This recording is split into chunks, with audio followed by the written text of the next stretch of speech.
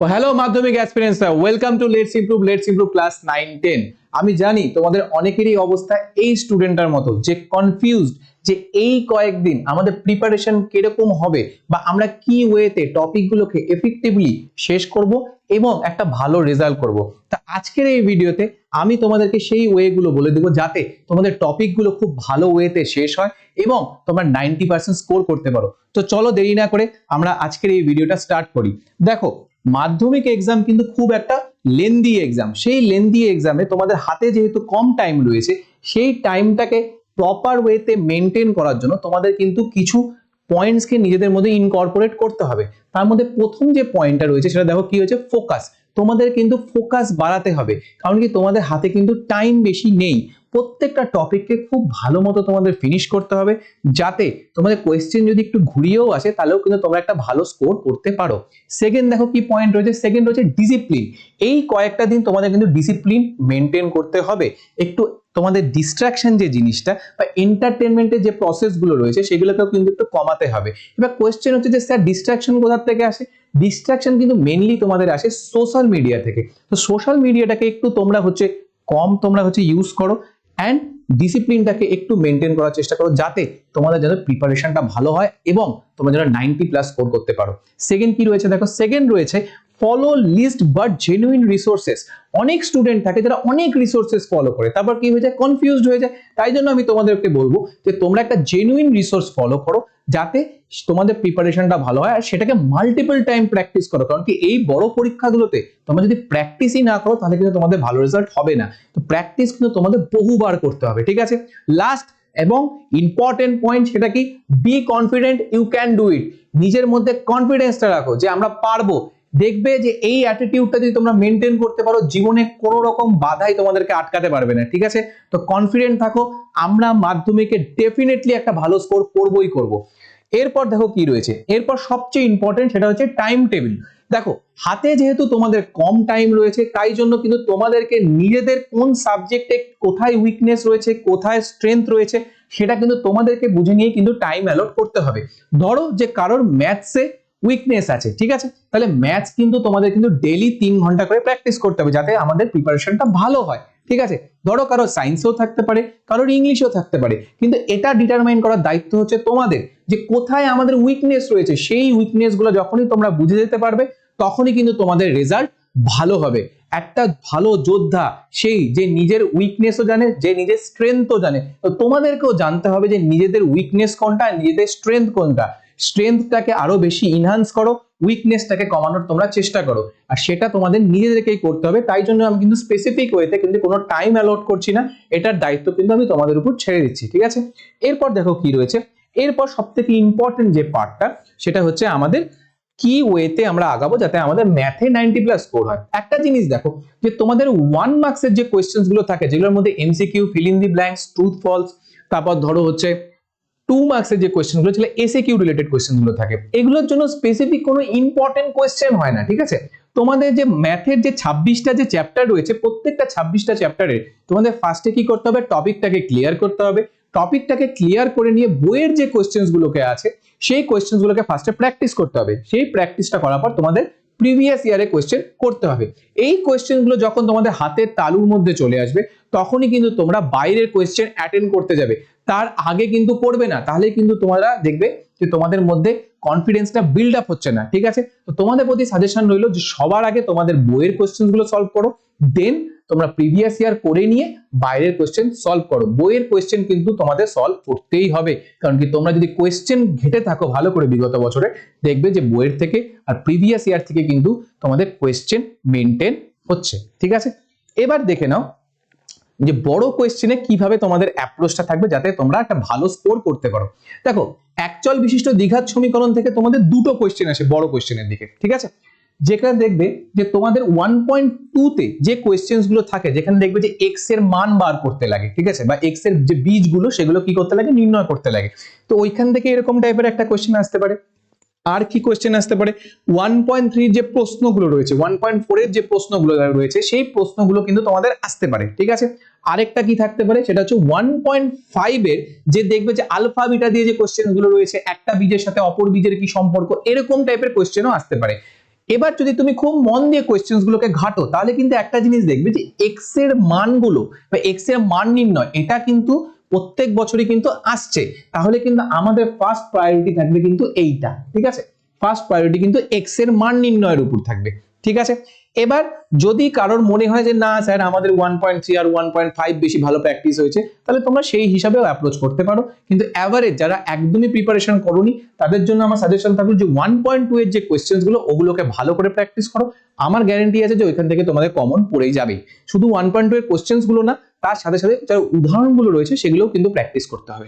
Next দেখো, next রয়েছে কি তোমাদের সরল সুদ কষা, চক্রবৃদ্ধি সুদ আর অংশীদারি কারবার। তোমরা যদি বিগত বছরে কোয়েশ্চেন খুব ভালো করে ঘাটো তাহলে দেখবে যে অংশীদারি কারবার থেকে কিন্তু কোয়েশ্চেন প্রত্যেক বছরই এসেছে। তো অংশীদারি কারবারকে কিন্তু তোমাদের ফার্স্ট প্রায়োরিটি দিতে হবে। সেই ফার্স্ট প্রায়োরিটি দিয়ে তোমাদের কিন্তু অংশীদারি কারবারকে খুব ভালো করে প্রিপেয়ার করতে হবে। নেক্সট প্রায়োরিটি তুমি কাকে দিতে পারো? নেক্সট প্রায়োরিটি তুমি দিতে পারো সরল সুদ কষাকে। আমি জানি এই চ্যাপ্টার গুলো থেকে তোমাদের দুটো কোশ্চেন আসবে, দুটোর মধ্যে তোমাকে একটা অ্যাটেন্ড করতে হবে। তো তার মানে এটাই না যে আমি একটাই প্র্যাকটিস করে যাব। যদি এরকম আসে যে সরল সুদ কষা চক্রবৃদ্ধি সুদের মধ্যে মানে অর দিয়ে থাকে, তখন তুমি কি করবে? কনফিউজড হয়ে গেলে, তাই না? তাই জন্য কি করবে যে অংশীদারি কারবারও প্র্যাকটিস করবে খুব বেশি করে, সরল সুদ কষাও প্র্যাকটিস করবে, যাতে তোমাদের কমন পড়ে যায়। একদম কিন্তু রিস্ক রাখবে না, কারণ কি দেখো আমরা অনেকেই যারা কথা মানে সাজেশন দিই বা অনেকেই যারা তোমাদেরকে ভিডিও প্রোভাইড করে তারা কিন্তু নিজেদের মতো অনেক কথাই বলবে, কিন্তু মাধ্যমিক পরীক্ষা কিন্তু তোমাদের একদম রিস্ক ছাড়া যদি পরীক্ষা দিতে চাও, আমার যে ওয়েটা সেই ওয়েটাকেই তোমাদের কিন্তু ফলো করতে হবে, ঠিক আছে? নেক্সট দেখে নাও কি রয়েছে। নেক্সট রয়েছে হচ্ছে দ্বিঘাতকরণী, আর কি রয়েছে? ভেদ রয়েছে, ঠিক আছে? দ্বিঘাতকরণীর মধ্যে 9.3 নাম্বার যে চ্যাপ্টারটা রয়েছে বা কোষে দেখি 9.3, সেখান থেকে কিন্তু ম্যাক্সিমাম কোয়েশ্চেন এসে থাকে বড় কোয়েশ্চেনের মধ্যে। তো 9.3 কোয়েশ্চেন্স গুলোকে খুব ভালো করে প্র্যাকটিস করো, তার সাথে যে উদাহরণগুলো রয়েছে সেগুলোকেও ভালো করে প্র্যাকটিস করো। কারণ কি একটা জিনিস দেখো, 9.3টাকে যদি খুব ভালো করে শিখে যেতে পারো তাহলে কিন্তু কোয়েশ্চেন যদি ঘুরিয়েও যদি আসে তাহলেও কিন্তু তোমাদের প্রিপারেশনটা ভালো হবে, ঠিক আছে? এবার চলে আসি ভেদে। এবার ভেদের মধ্যে দুইটা টাইপের কোশ্চেন আসতে পারে, একটা কি প্রশ্ন আর একটা হচ্ছে প্রমাণ, ঠিক আছে? ভেদের যে চ্যাপ্টারটা রয়েছে সেই চ্যাপ্টারে দেখবে যে লাস্টের দিকে যে প্রশ্নের অঙ্কগুলো থাকে আর ওর মধ্যেও দেখবে যে একটা প্রমাণ রয়েছে a cube plus b cube plus c কিউবে, ওগুলোই কিন্তু বেশি ইম্পর্টেন্ট, ওগুলোকে কিন্তু খুব ভালো করে প্র্যাকটিস করতে হবে। তোমাদের চাপ নেওয়ার কিছু নেই, লেটস ইমপ্রুভ থেকে আমরা তোমাদেরকে সাজেশনও প্রোভাইড করবো চ্যাপ্টার ওয়াইজ, সেখানে তোমাদের সেই ওয়াইজটাকে যদি তোমরা ফলো করে চলো তাহলে কিন্তু তোমাদের একটা ভালো রেজাল্ট হয়ে যাবে, ঠিক আছে? শুধু একটা সাজেশন রইলো, যারা একদমই প্রিপারেশন নাওনি তারা কিন্তু আমাদের লেটস ইমপ্রুভ এর দেখবে যে মোস্ট ইম্পর্টেন্ট কোয়েশ্চেনের একটা সিরিজ শুরু করেছিলাম আমরা, সেটাকে ফলো করতে পারো।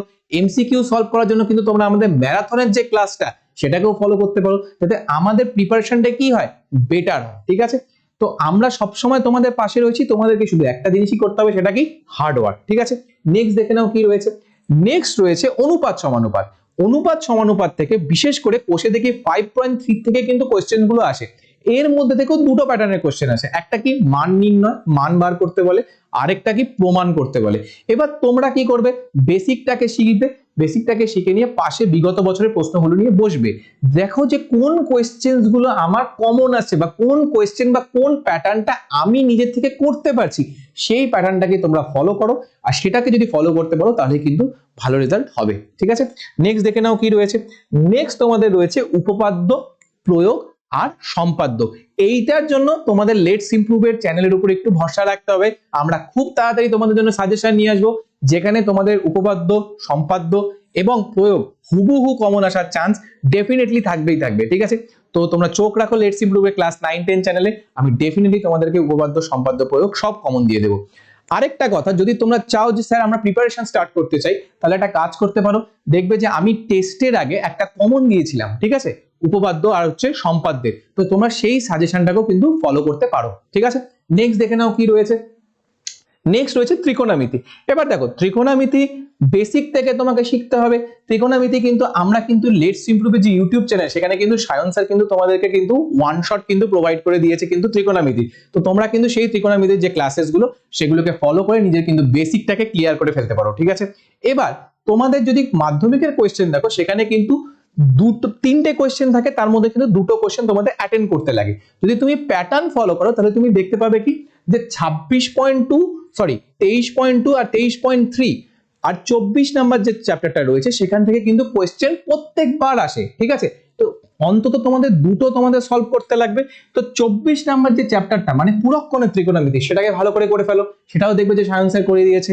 নেক্সট কি আছে 23.3 যেটা আছে, যেখানে দেখবে যে তোমাদের ভ্যালু বসিয়ে বসিয়ে অ্যান্সার বার করতে লাগে, সেটাকেও কিন্তু তোমরা করে ফেলতে পারো। ঠিক আছে, এবার দেখো কি রয়েছে ত্রিকোণমিতিকে কোন পরিমাপের ধারণা, মানে প্রথম যে চ্যাপ্টারটা সেটাকেও কিন্তু তোমরা করে ফেলতে পারো। খুবই একটা ইজি চ্যাপ্টার। ঠিক আছে, এটা অতটাও ইম্পর্টেন্ট না, কিন্তু এই দুটো যে চ্যাপ্টার এগুলো কিন্তু সব থেকে বেশি ইম্পর্টেন্ট।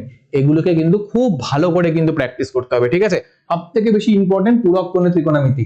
এখান থেকে কিন্তু একটা কোশ্চেন তোমরা ডেফিনেটলি পাবেই পাবে। ঠিক আছে, এবার চলে আসি হচ্ছে ত্রিকোণমিতিক অনুপাতের প্রয়োগ, উচ্চতা ও দূরত্ব। দেখো এখান থেকে তোমাদের দুটো কোশ্চেন আসে, দুটো কোশ্চেনের মধ্যে তোমাদের একটা কোশ্চেন করতে হবে। এই চ্যাপ্টারটা আমরা লেটস ইমপ্রুভে আমিও করিয়েছি, সায়ন স্যারও তোমাদেরকে করিয়েছে। তোমরা ওই দুটো ভিডিওর হেল্প নিয়ে নিজেদের বেসিক ক্লিয়ার করে প্র্যাকটিস করা শুরু করে দিতে পারো। ঠিক আছে, আর সাজেশনের জন্য অপেক্ষা করো, সেখান থেকে গ্যারান্টি তোমাদের কমন আসবে। ঠিক আছে, তবে তোমরা যদি চাও যে আমরা না স্যার সাজেশন আসার আগে আমরা নিজেদেরকে প্রিপেয়ার করে ফেলবো, যাতে সাজেশনটা যদি আসে আমাদের যেন ওই জায়গাটা যেন কনফার্ম হয়ে যায় যে হ্যাঁ আমরা পারবোই, তাহলে তোমরা কি করতে পারো যে আমাদের যে দুটো ভিডিও রয়েছে উচ্চতা দূরত্বের, সেটা করে নেওয়ার পর তোমরা বিগত বছরের কোয়েশ্চেন্স গুলোকে ভালো মতো সলভ করার চেষ্টা করতে পারো। সেটা করে নিয়ে তোমরা আমাদের সাজেশনের জন্য ওয়েট করো। আমার গ্যারান্টি আছে এখান থেকে একটা কোশ্চেনও তোমাদের আনকমন যাবে না। ঠিক আছে, নেক্সট দেখে নাও কি রয়েছে। নেক্সট রয়েছে হচ্ছে রাশিবিজ্ঞান। রাশিবিজ্ঞান খুবই সোজা একটা চ্যাপ্টার। এবার যারা যারা প্র্যাকটিস করছো রাশিবিজ্ঞান, তোমরা একটা কাজ করতে পারো, দেখবে যে আমরা বড় কোয়েশ্চেনের একটা ম্যারাথন করিয়েছিলাম, সেখানে কিন্তু আমি লাস্টের দিকে কিন্তু রাশিবিজ্ঞান বলতে পারো যে গড় করিয়ে দিয়েছি, মধ্যমা করিয়ে দিয়েছি, সংখ্যাগুরু মানও করিয়ে দিয়েছি। ওজাইড আমরা করাইনি, তার পিছনে কিছু কারণ ছিল, কারণ অনেক স্টুডেন্টই ওজাইডটাকে অ্যাটেন্ড করতে পারে না। যারা নতুন করতে যাচ্ছ তাদের প্রতি সাজেশন রইল গড়, মধ্যমা, সংখ্যাগুরু মান তোমরা কিন্তু এগুলোকে করে ফেলো। আমাদের ম্যারাথনে কিন্তু এটা আমি করিয়ে দিয়েছি।